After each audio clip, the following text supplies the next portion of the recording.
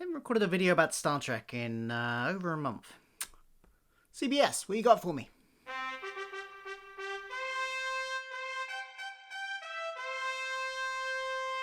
Nice. Hi, I'm Phil. Welcome to my channel where I like to talk about all the geeky pop culture that I consume and enjoy, things like Doctor Who, the MCU, and Star Trek. Now, been a bit light on Star Trek content recently since Discovery Season 3 ended, but I have some plans for some lists and some other content. I just haven't got around to making them yet. I do apologise. There will be more Star Trek content coming. But we have some news today. Well, I say today. It came out yesterday, I think.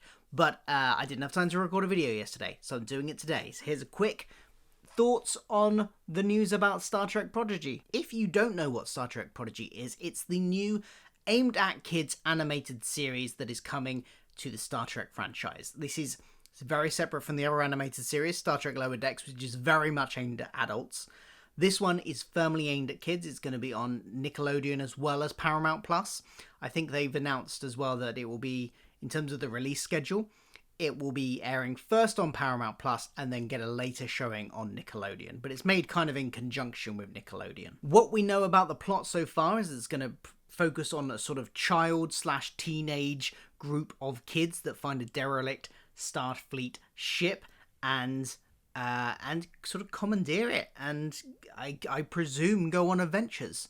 We also know that Janeway, Captain Janeway, Admiral Janeway, I don't know which, but Janeway from Voyager will be a part of this show. So we knew all that from months ago. We even had a logo. Very nice logo, very bold and bright. What do we know now? Well, they've released a picture of the main cast, the teenagers in question. I presume they're teenagers, the young people in question. And one of the most striking things about this image is not a single one of them is human. This is going to be a series with a very non-human focus, and that's kind of the first time we've ever had that in Star Trek. It's something that I thought they should do for many years, focus on one of the alien races, and have a show, you know, maybe one built around Klingons or whatever. They're clearly going for a variety of previously unknown alien races here, but, well, let's have a look at them. What have we got?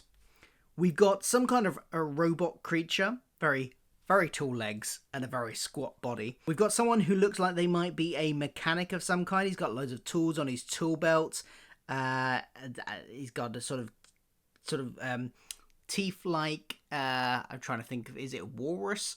Where they stick up, where they got two teeth that stick up. He definitely looks like some kind of engineer figure. We've got this very sort of tall, slim, very sleek, angular-faced person here that has some kind of, like, looks like very uniform type look to their clothes, maybe something that's unique to their species.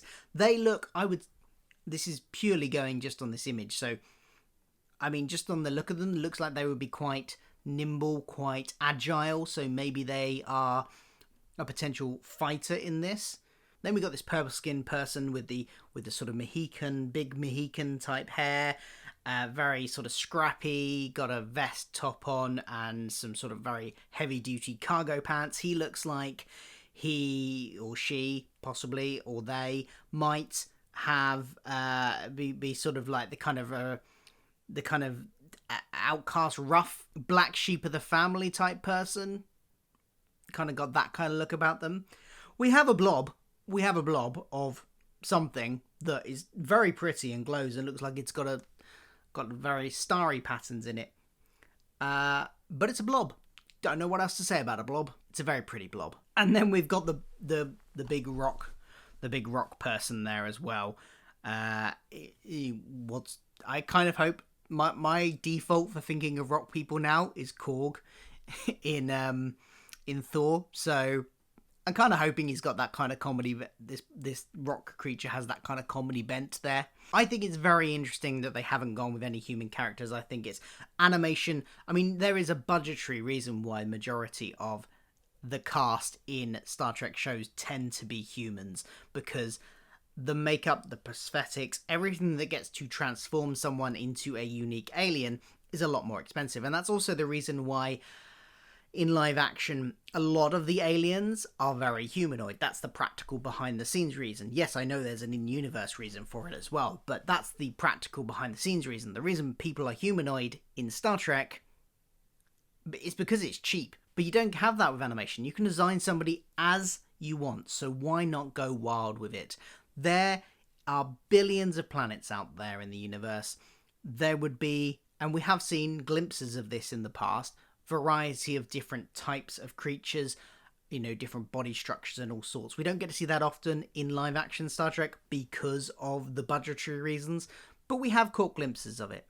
So I think it's really nice that they're embracing that aspect of it here, and we're going to get to see a bit of that. We still don't really know anything about the sort of tone of the show. We know it's aimed at kids, but then, you know, there's been a lot of very great drama that has been aimed at kids in animation before. Think things like the Clone Wars and Star Wars Rebels. Star Wars is great at that sort of stuff.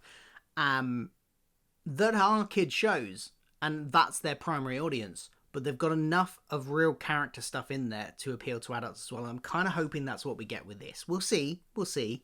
I'll certainly watch the first few episodes and see if it's really something that will grip me enough to carry on watching it. I'll probably see if my daughter wants to watch it, and we'll go from there to see whether or not I like it or not. But I do hope that they have that kind of middle ground of it being aimed at kids, but intriguing enough for adults. I did see a little bit of criticism online about these designs as well, though. Some people were saying that, oh, this looks more like Star Wars. And yes, because Star Wars always had movie budgets and therefore got a bit more creative with their alien races than Star Trek did.